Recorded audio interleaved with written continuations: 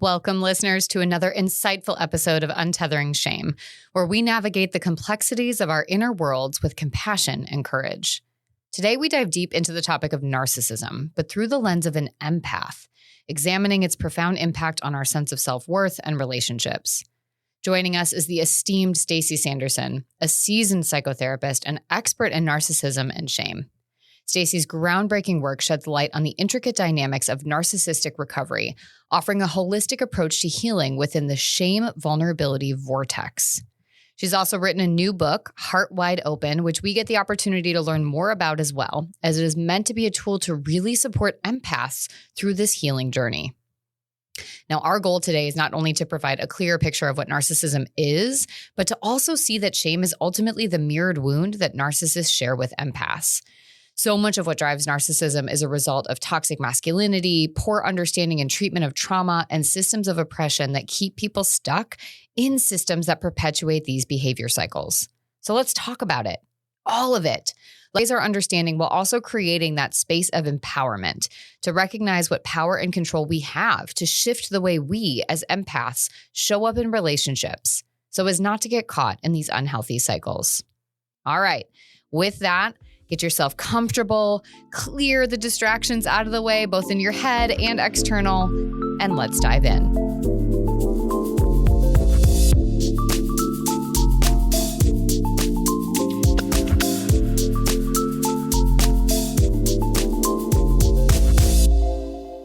Oh, Stacey, I'm so excited that you're here and that we are doing this. I mean, just welcome.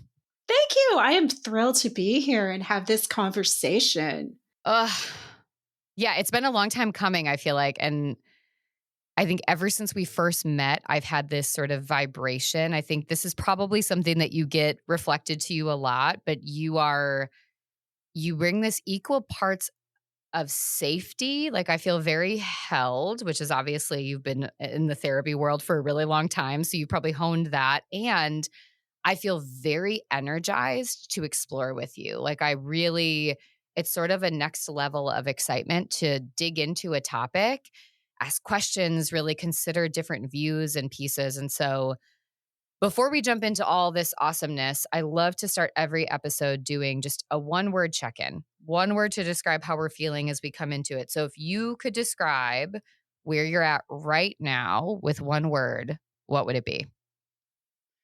Grounded. Interestingly, I think that is the first time someone has ever used that word on the podcast. That's such a good, and it's a very good therapy word, I feel like, too, of rooted into it. I feel similarly, I feel like a sense of, I guess it is maybe an anchoring, a grounding, but I also have this layer of curiosity right now. I think about this topic, about where we're going. I like to have an idea, but also leave the conversations open. So I'm just excited to learn, I think, too. So as we kind of dive in, I feel like the word narcissist, I know we were chatting about this offline. When I was in college, I felt like mindfulness and meditation, it was suddenly like that word was everywhere. And it just felt like nobody really understood what it meant anymore, but everybody was talking about it. It was such a buzzword. And in recent years, I feel like there's a couple terms that have become sort of this generation's oversaturated term: codependency, inner child, narcissism. There's just these terms that I think are being used, and I think they're so powerful. And yet when we don't pause and really get a clear definition, I think sometimes there can be quite a bit of confusion. And so before we jump in, could you just set the stage for us of when we use that word narcissism, what does that actually mean? What a great question. I think that there's been a bit of a fall back to people looking at narcissism through the narrow, definitive lens of what's in the Diagnostic and Statistical Manual, right, of psychiatric disorders, the DSM. It is what you would see on Wikipedia. It's what we most often see displayed in the internet space. And the fact of the matter is that psychiatrists and psychologists and therapists don't even agree on that definition. There's considerable discourse happening at any given time about what that definition means and its limitations. And it came out a very long time ago with its origin in psychiatry. It is a common language of treatment and how to apply that diagnostic criteria in treatment, not to go around characterizing the people in our lives. So that definition of Mm. narcissism that's tending to be used is loosely based on that clinical definition. But I think the broader, richer, more definition includes that spectrum of healthy versus healthy, adaptive versus non adaptive narcissism, which is in essence one's capacity for positive self reflection, right? One's capacity Mm. for their own positive self regard. But it has fallen into being used in very negative ways. And, just because we feel a Mhm. particular way in someone's company, it does not mean that they are a narcissist. Yeah, well, I think what's interesting is, so basically you're describing a Hmm. spectrum of, 0 to 100. And of course, a lot of people's brains like to go to that 0 or 100. Am I or Yes. am I not? Is it a yes or is it a no? So some people, as you're saying that, and it's their capacity for positive self reflection or positive regard, they're going, oh my gosh, I can't do that. So does that mean that I'm a narcissist? So I'm just going to say for someone, if your brain is already doing Yes. that, that is not what we're saying. We're saying that most things are so much more nuanced than what we can see in a couple bullet points in a manual that was written by a select group of people with a biased experience of what something might look like. And so, the manual is really meant to give us an indication of how we could see something, how we could conceptualize something, and then what treatment looks like. But even I think about this having worked in the eating Mhm. disorder and anxiety world for years, it doesn't always look like that. And so I really like that. And it sounds like what you're saying is that what we want to be thinking about is narcissism as it almost sounds like a response to their life circumstances, like their inability to do these things. Like, is someone born a Mhm. narcissist, or does narcissism develop as a defense in response to trauma, X, Y, and Z? I think, well, I think that it doesn't necessarily develop because of trauma. I think that's become a bit of a misguided way of thinking about it. I think sometimes, but not always. When I'm describing this and when I was teaching counseling, the way I would describe character pathology is it's somewhat like a learning disability, except the Mm. impairment is in self and other awareness, or the impairment is in empathy, or the impairment is in self regulation. So Mm. it's not that someone's choosing to be this way. And I think that there are a number of developmental risk factors that can lead someone to develop those traits of narcissism. So it's that diathesis stress model of illness, right? What's going on with the person's innate character and personality traits, for all of Mhm. you psychology geeks out there, and then what are the experiences, what's happening in the environment, and what Mhm. protects against that or doesn't protect against that. I think that probably one of the more common early childhood attachment experiences for people who are narcissistic is that from the very beginning, they are given attributes that they did not achieve, right? So they're told they have these gifts and they're told Mm. they have these abilities that they perhaps do not have, in combination with benign neglect at times, in combination with perhaps enmeshment with a parent. And then my personal favorite one is not being held responsible or accountable for your actions. So you get away with stuff. Mhm. Okay. So if we Mhm. think of like the stereotypical bully picture, for example, just as Mhm. an easy visual or example. So I think that the ideology is very complex. And again, Psychiatry and psychology can't decide on this one either. So, Yeah. if you think that you have it all figured out about a family member or a loved one, that's good. But from a clinical definition, it is something that is in flux. And and Mhm. we are living in a time where I think there is more self-absorption in the collective consciousness. So that's why we're talking about it so much, right? It's we're one another's Mhm. mirrors around that. So just to reiterate that the origins of it are complex, but are not necessarily trauma. Yeah. Yeah. Well, and sometimes I think the idea, and I've struggled with this in relationships as I'm doing my own healing work and my own trauma processing, is sometimes I think, and this might be my therapist lens, it might just be my own, I think, deep wounds of shame and people pleasing and feeling like I'm supposed to always give those chances. But in my mind, I think sometimes I'm always wanting it to be connected to trauma because then there's a reason. And the other thing then is if there's a reason, then healing can be a Mhm. choice. And one of the really tricky things I think about narcissism is, and you said it just a little bit ago, can't, not won't. And that's a really hard thing is for somebody who meets this criteria or is a narcissist, they can't function differently versus they won't function differently. And that is a hard pill to swallow. Yes. I have been doing a metadata examination of this in the past few weeks, maybe almost a month now, because naturally behind people's armchair diagnosing of their loved ones Mhm. is, that codependent control, as I call it in the book, that need to fix the other person, or if I just fix myself, I'm going to fix the other person. But Right. the tiny bit of data we have about narcissists in therapy is not encouraging. So there's that. And it is because I am working on creating a course for therapists about this. That's why I've taken this deep dive.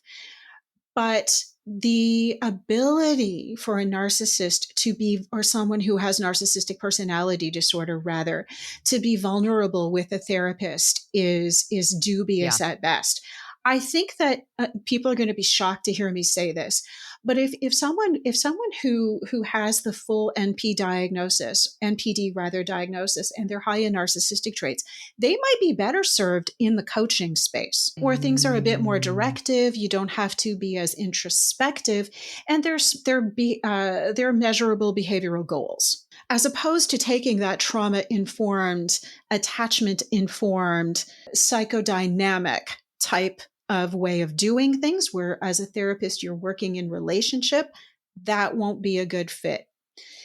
And typically, someone who is narcissistic is either going to try and win the therapist over, or they cannot tolerate the level of shame and vulnerability that comes up for them. So they dismiss everything the therapist says out of hand, or they can move into like a narcissistic rage, but they're defending against all the time. Mm. So it is not easy for someone who has full blown NPD, or even if they're high in the traits, to benefit from Mhm. therapy. I see a fair number of Yeah. people who are high in these traits. So it is a little bit sad, but I do think that there's room for movement and growth if you can tap into the grandiosity a little bit, or if you can help people Mhm. tolerate that shame a little bit, or if you can Mhm. have something as simple as, just listen when someone else is talking, right? Right. Those behaviorally oriented types of goals. Well, and it's interesting because I think when you describe it, when I think about the difference of, you know, doing both, being in the therapy room, but also doing coaching, I think that directive piece is the big distinction. And we're really working on behavior Yes. change as opposed to some of that deeper processing. And it sounds like if we go back to your comparison of something maybe like a learning Hmm. disability, we're never getting rid of that learning disability. We're learning how to function in the world with that as a part of You've our got it. story. And so it sounds like with a coaching experience, it's more of, and my guess is there's still some nuance because you as the coach might be suspecting, or you as the therapist. I mean, again, I sit in that weird spot of because I'm still a licensed therapist, I never diagnose in the coaching Yes. space, but Same there are here. coaches that might be aware of Yes. things, or wear those different hats. So you might kind of know, but you're not likely having that direct conversation of like, well, you're a narcissist, so this is what we're doing, or you have NPD, this is what you're doing. It's more of a back end awareness of I'm recognizing these things. What might serve them better is how to adapt the ways they're showing up in the world so it's not as painful for them and the people they're interacting with, as opposed to we're going to cure and heal this thing because that reflection is not a part of the treatment course for someone that struggles with NPD. Absolutely. And Mm. I think it might be, but the other piece of it is narcissism is often missed and overlooked in both spaces, in the therapy Mm. space, in the coaching space. And it's important to remember that most of the personality disorders are comorbid with or coexisting with anxiety, depression, substance use. So Yeah. someone's going to come through the door, whatever door it is, looking Yep. for either symptom relief or because, they've been told they need to go do this, right? Against their Mhm. will. So the personality piece, that interpersonal impairment is easily missed, right? Yeah. And you also get the masking that can happen. So that obscures, the viewpoint too, and the reason why someone is seeking help. Well, and so I'm thinking about, a lot of the work that you do sort of through the lens of empaths or Mhm. more empathic people and what that looks like to heal from maybe a relationship with someone with NPD or with those traits, to set boundaries. There's this idea of, again, our job is not to diagnose. And that, I mean, again, even as the therapist, I have to have this conversation regularly of like, I can't provide, like, you're my friend. That's your mother in law. This is my mom. That's not my job. My job is to be the client, the friend, the partner, whatever that is. And I think because so much more information is available, a lot of people, I like what you said, sort of that armchair diagnostics that we're all doing and realizing that's really not for us to decide. And I'm wondering if part of your shift in the work then is it's really doesn't matter whether they have NPD or not. It has to do with what they're doing, their behaviors and your relationship with them. Something isn't working for you. So let's make some space to talk about that and how we need to respond in that realm. There are two parts to that. One is the person's own self-awareness, right? The client, I guess we're talking about. And the Mhm. other piece is to focus on patterns. So, Mm. one of the things I find fascinating is people will come into the therapy space and spend the entire hour talking about the other person, which I can't do anything about. So Right. try as you might to bring me into your circle of codependence, I'm not Yeah. going to Yeah, do that. exactly. Right? And they're not, they cannot be an invisible participant in the room. So I will anchor Right. people back into like what are their own early patterns. And we've given a couple of those Mm. away typically and already. And how are you showing up and participating in that? Now, not everyone wants to hear that. But if someone Yep. comes into the therapy space and they're continually focusing on someone else, to me, that's a bit of a flag, right? Of who Yep. I have in the room. And Yep. so it's almost like there's what has developed is this idea if we establish that the other person in the relationship is the narcissist, then, if I'm the client, I don't have to do a damn thing. Right. Right. Or commonly it is, if I just fix myself, then the other person will be okay. So if Right. you are Right. genuinely, and I can tell who's genuinely in a narcissistic relationship because the person who's with me isn't talking about it through that lens. Mhm. they've experienced so much intermittent reinforcement that they're so disengaged from what they're experiencing. And they've been so led to believe that they're the problem, that that's where the focus is. Um, but it's really taking a look at those patterns, someone's history, what made them vulnerable within this dynamic. Well, and I think what you just said that's key is oftentimes, and I remember in some of the early work I was doing, because my story was very much, I am fucking up. I Yeah. am the problem. Why can't I fix my mom? Why can't I heal this relationship that I'm in? What am I doing that's the problem? And the really tricky part was there's also got to be a direct conversation that you are a part of the dynamic that is causing you pain, which means you are a part of the problem if we're going to boil it down. And that's really fucking hard It to is. hear because you're still holding the story that you're the problem. So it's a really interesting nuance of being like, it's a both and. These patterns have developed from a variety of systems and conditioning, and you are responding in the best way that you can to function in the world. And what you're showing me is it's not working for you anymore. That also does come with some radical responsibility. And that's a really hard part, I feel like, to hold space for in the room for either side of what you mentioned. Either the other person's all the problem or I am the problem and I'm the only problem. Yeah, it really is that that old adage we learned early in our training that coming to therapy won't fix other people, right? I've Yeah. thought about, doing a needlepoint of that and framing it and putting it in my office. But it's a little bit of that. But so many people who are seeking healing around narcissistic wounding have never had the time and space to really focus on and love themselves or show up for themselves Yeah. with compassion, or even to have had a compassionate witness, such as a therapist, to be helping them. So I understand all of that. So there's some Mhm. early like empowerment work or trauma resourcing that you can do to help people to get there. But I intersperse and interweave with that, some psychoeducation about patterns of narcissism. Not defining that the other person is a Mm. narcissist, because I've heard some really sad, unfortunate stories about when that happens, but, Mhm. um, saying here are some common narcissistic patterns, right? Here's the dance. Yeah. What part are you playing in that? I do really like that you're very key in the fact that you have consistently used the word patterns because I think that sometimes all of us can be incredibly egocentric. All of us can lose the capacity for positive self regard and positive reflection.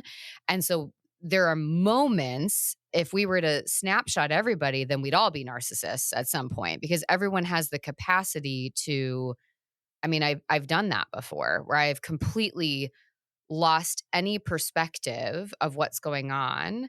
And usually, if I'm doing the work around it, it is such a deeply rooted shame defense. I am Absolutely. so protecting against my vulnerability that I absolutely need the problem to be everybody else. And it's like a last ditch effort of defense. And so I can see that.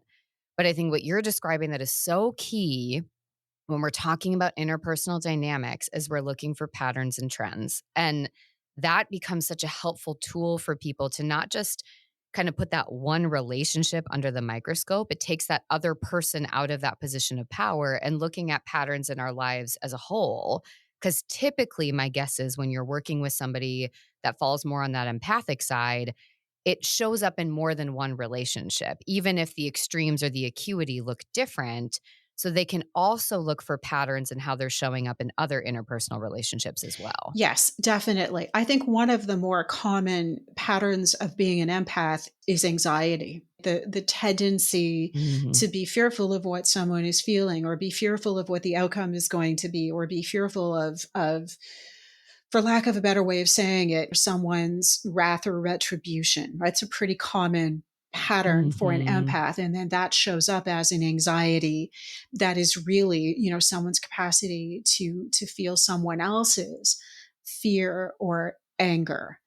And another Mm. common pattern of people who are very empathic is taking responsibility for how other people feel. That's another common one. Mhm. So if you are in a relationship with someone who's narcissistic, how friggin' convenient, because you're just going to do all of that for them, right?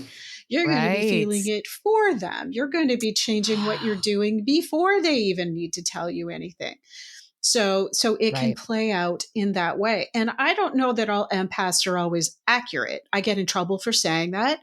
But there, if you are naturally empathic, what has to come with that is a level of self-inquiry so you're able to check in and Mhm. know that what you're feeling is accurate, because it could be coming from a Yep. trauma trigger, it could be coming from intermittent reinforcement or repeating a Mhm. situation that you've been in. So that's really, really, really important. And I had a therapist friend back in the day who was a very, very experienced meditation teacher who brought that to my attention. She says, you're highly empathic, but you're not always right. So I have carried that with me over the years. I really I appreciate you saying that. I think part of I think how we can grow is when someone else is being willing to be Yes. vulnerable, but gosh, that's something that I've done so many times. And my husband and I have had that conversation because he I would say that his processing is much more of an internal experience, and I'm sort of sometimes I emotion dump onto him, and that is sort of a Yes. defense.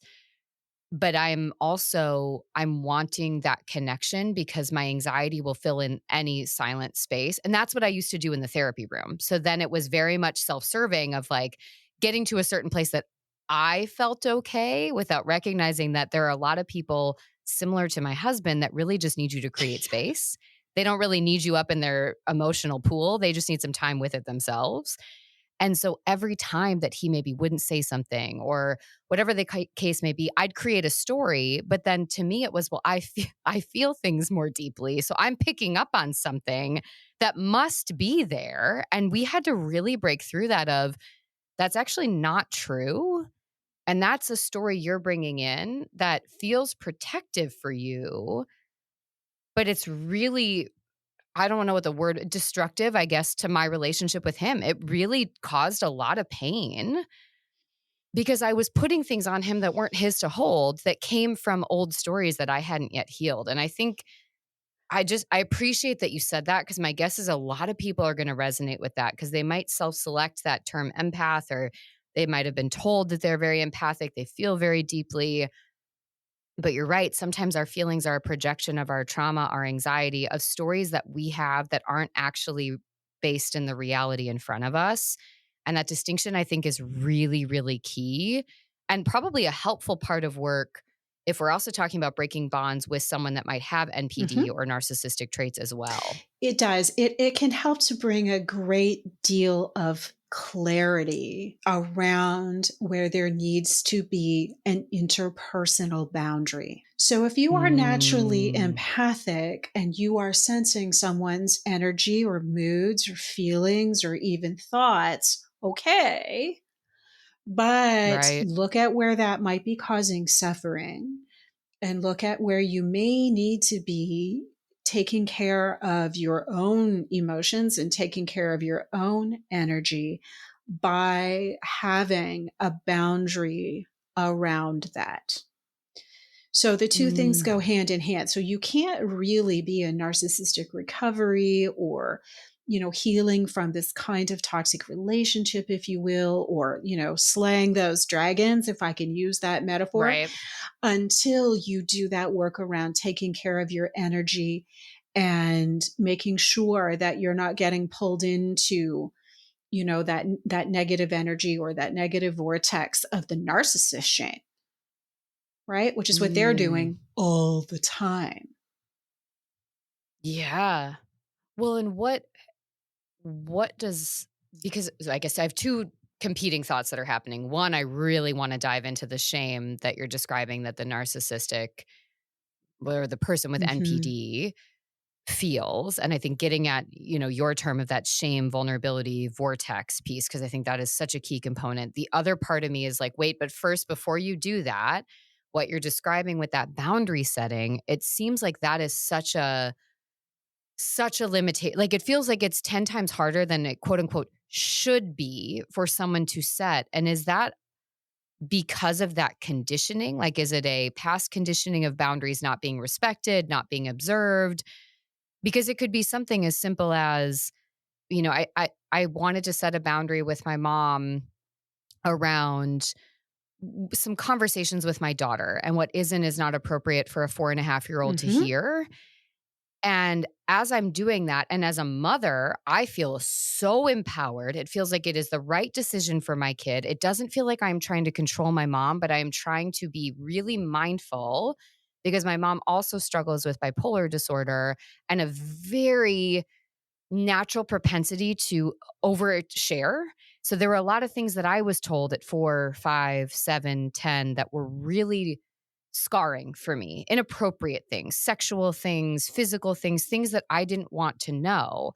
But I really wanted to set this boundary with her. And then I felt bad because when I said something to my mom, she felt, I think, and this is maybe where you could correct me if I'm wrong, I'm assuming I triggered that shame vulnerability vortex.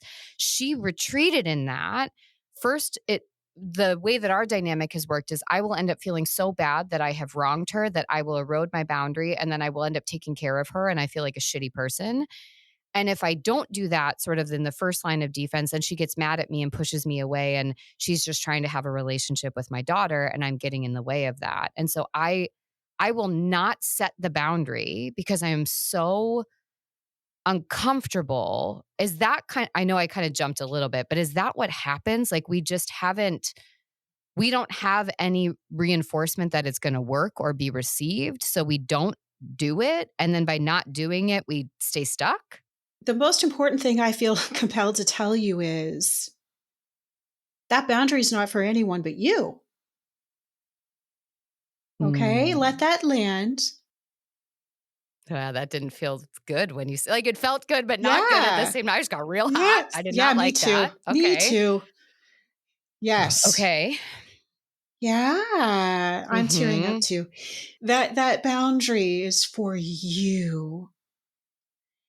Mm. And the deeper part of that boundary is being able to radically accept that, the other person's going to have a reaction in response to that that need not be about you. So Mm-hmm. children are a very easy container for an adult's shame and vulnerability because our parents, particularly our mothers, can feel a real sense of power that they never felt before in that Oh, relationship with the child. interesting. And for us, like as empaths, that's its own form of power when we can sense in and feel in and anticipate and therefore give something to that parent, right? So you can almost see this exchange Yeah. of power. And so, but you're going back, sometimes even pre-verbally in order to change that dynamic. So I talk in my book about the idea of a good baby. Like even as babies, we start meeting the needs of the parent, Yeah. right? So this boundary work is mostly about you. Mm. And what the other person gets from that is up to them. They either receive it and respect it, or they go off into that shame vulnerability vortex all on their own. Right? Right. Well, so the first thing when you said it was I had a voice in my head that almost then basically said, well, if it is about you, then you don't deserve to do that. And so Ooh. I'm very mindful that that just came up. Ooh. And that could be, we were chatting offline. I did my first brain spotting session Yeah. yesterday and we were focusing on some of this. So maybe it was just a little bit more ready to come out, but that feels like yucky in my mouth, even saying Yeah, you it. just got therapist tag teamed. Yeah, I know. You guys just came in hot and I'm very sweaty now. But I think that piece, I recognize it, and on a conscious level, I know I'm not responsible for somebody else's feelings, but I think that's the really tricky part for people is realizing how deeply rooted it is in us to believe, but we are. And so the root thing for me is, but I don't want my mom to feel abandoned. I don't want my mom to feel alone and rejected. And I want to protect her from that so much so that I will erode any boundary that I would set. Has it ever worked? No, no, no. No, it doesn't, because it Okay. always and I play the psych, and that's the intermittent reinforcement, I'm sure, because it like something will feel better for a little moment, and I will have high hopes that our relationship is going to look different, and then something happens and it never does, and I'm like fucking addicted to the hope and then the crash, and then I internalize it, and then I try to fix it, and I will spend hours trying to help her, and then it'll feel better for a moment, and then it doesn't. And it is, I think what you just said that also is making me think about it is I think there are times that I use my daughter as an excuse not to set the boundaries because I don't want to not give them the opportunity to have a relationship, when in reality, and my husband says this all the time, she doesn't have a relationship with your mom. She has a relationship with a performance. She will be okay. She has love and depth and community and connection from so many people. This isn't about whether or not Everly will be okay. This is a you thing. And he says it with a lot of love and kindness, but a very direct conversation. And so as you said it, I think I'm also realizing, and my guess is that there are a lot of people that do that is, well, I'm doing it for the kids. I'm doing it for my whoever, whatever it is. And we stay stuck in these relationships where we are suffering and struggling. And I think a lot of it, at least for me, feels like it's both the confidence and the willingness to move through the distress and to believe that I am allowed to do that. But I think honestly, it's just a resistance to that because I know what's going to happen. But going back to that thing you said in the beginning, I mean, I have 36 years of patterns that have never changed. They've morphed, but they have never changed at their core. And I think part of what I haven't done is also maybe accept that that is who my mom is, to then decide how and from where to love her given that, because I think a part of me is still thinking I could change her. And I think that might ultimately be the core issue. It could be. It could be. That's a pretty powerful statement. And that I don't know that it is reasonable for any child to change their parent, because ultimately what you're asking for is her to give you what you need from her. That's ultimately what that circles back to, right? Or else why would you Ooh, why would you yeah. see that, right? Um, Yeah. the word that comes up here as we're talking is, one of them is entitlement, the other one is intrusiveness. And so, I'm feeding back to you a little bit of these interpersonal dynamics of narcissism Yeah. that we have to be aware of, and that we also as mothers, need to protect our own children from, right? Like, my adult children were Yeah. both here the day before yesterday, just for a visit, just to spend some time together. And I know my mother is furious that she did not know that, but I really just wanted them to have time, with my husband and I, our little nuclear family, just to touch base with one another. And so that was my boundary. Yep, we could tell grandma you're here, but I'm not going to, right? So you Yeah. get to mother your child, and that gets to be that mother-daughter relationship that needfully does not include your mom, right?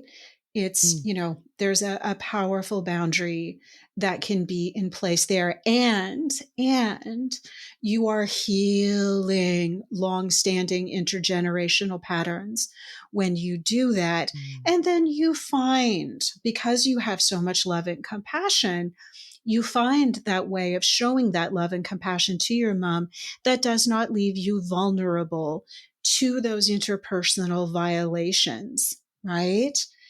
To those old patterns that you've kept replaying. And I don't think she will experience that to the extent you think she will. Sorry, that sounded like Yoda, but it won't be that bad.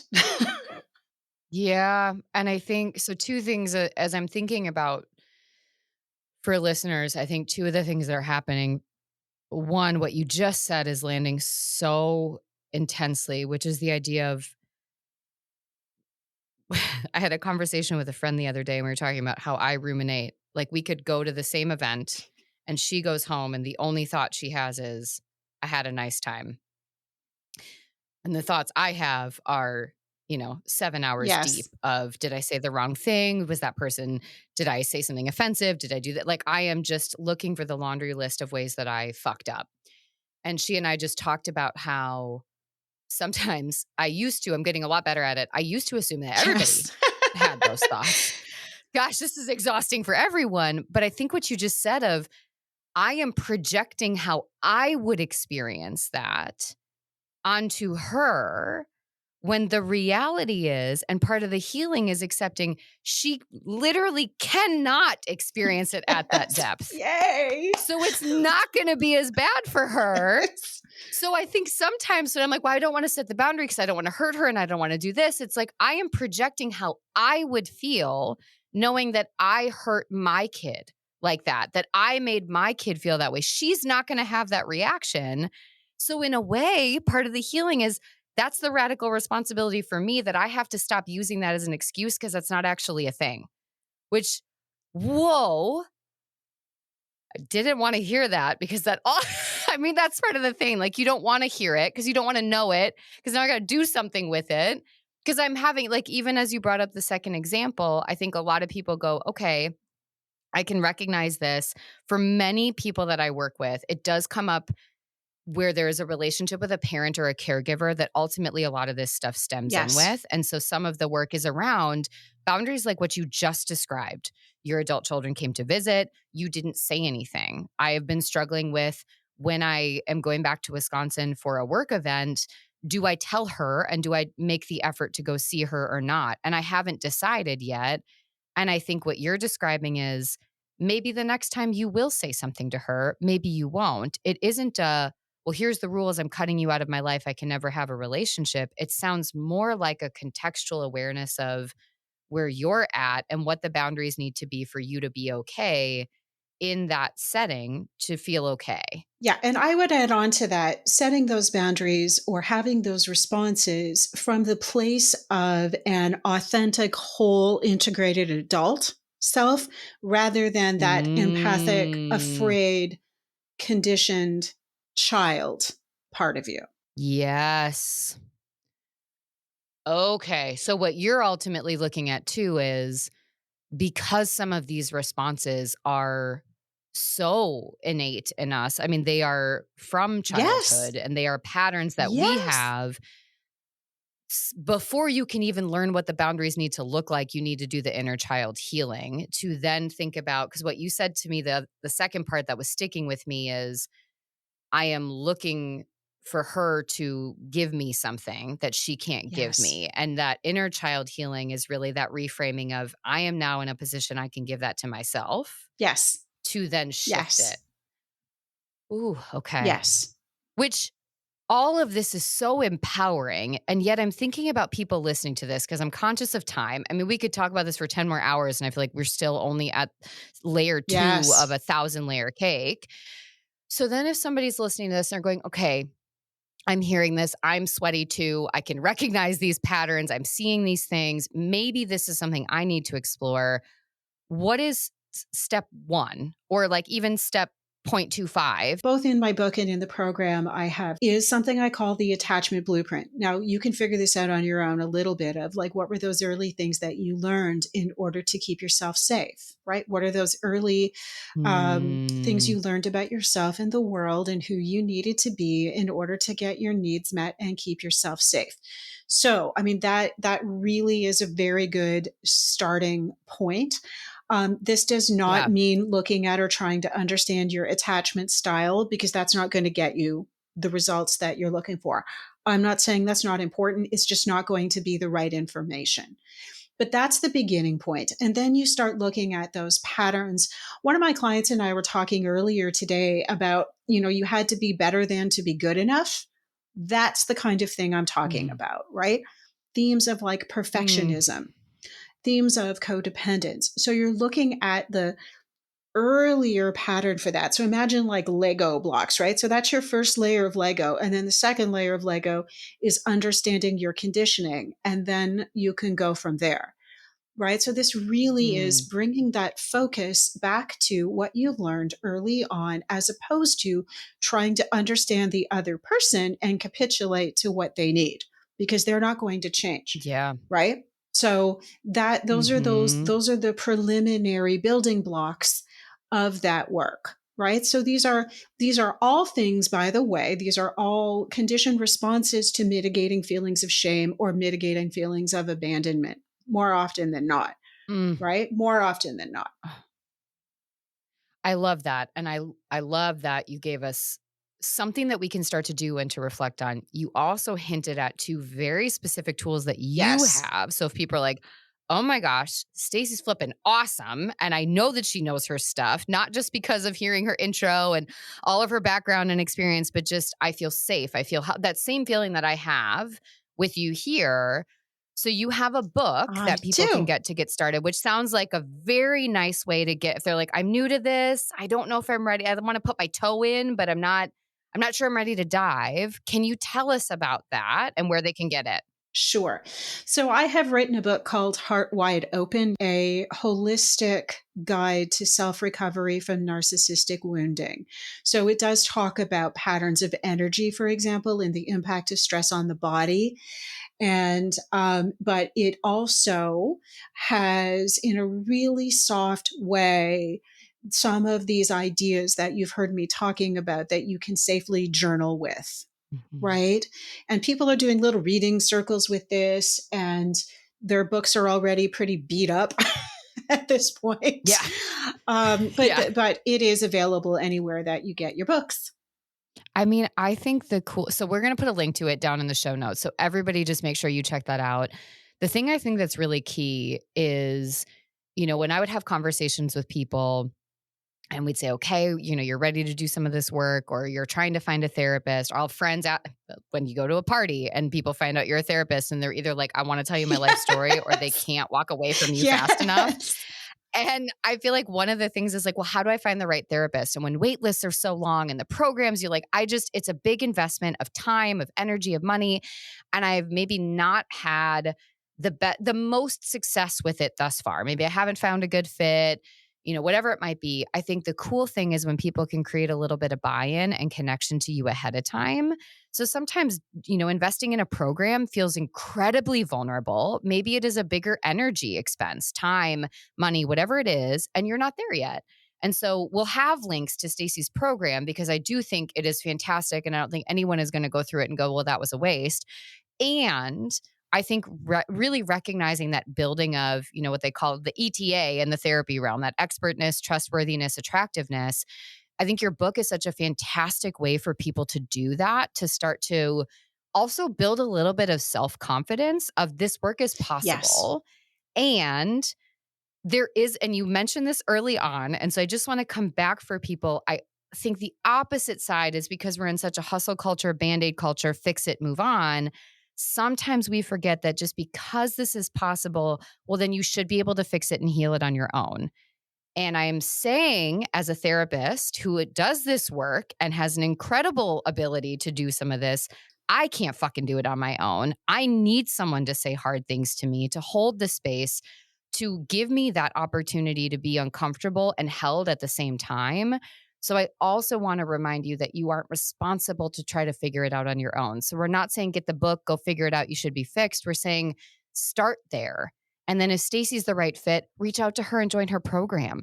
Build that community. If it's not Stacey, find another therapist. But to start to build it and then extend your community when you're ready to take the next level. Absolutely. There's an article on my website called something, I can't even think of the title of it, but it basically is about why therapy doesn't work for empaths. Please read that, because it really, Mm, it really gets to that core of why certain things won't work for certain types of yeah. wounding. So it's not that you're the problem, it's just not, excuse me, the best fit. So have a little look at that if some of what we've been Yeah. talking about really resonates with you. And it's because as a therapist, I'm the first person to call it something that might not be working. And so I've taken everything that I know works and doesn't work in the therapy space and come up with all Hmm. of these options for people's work. But yes, thank you for that beautiful endorsement. I don't ever feel the need now in these settings. Again, I still have some steps to do in other places to blow smoke and sort of falsely make people feel good. The old me used to feel like I needed to do that, but now it's I don't say it if I don't believe it. And I'm also okay if I don't believe it, not saying it. And so I really, there is just, there is a cellular calmness that I have talking to you that I don't get very often. And I think that is the type of thing that people are looking for. And so I am just so grateful you came here to do this with us today. Is there if you were thinking about, okay, now we've sufficiently sort of jumbled up their brain ponds, they're going all over the place. If you were to re anchor people back to just maybe one thought or Yeah. takeaway before we leave today, what would that That be? it's okay to focus on yourself. That it's okay to Mm, heal for the sake of yourself and not other people. Other people will benefit, absolutely. But your focus can be yes. on yourself. And that is a healthy narcissism.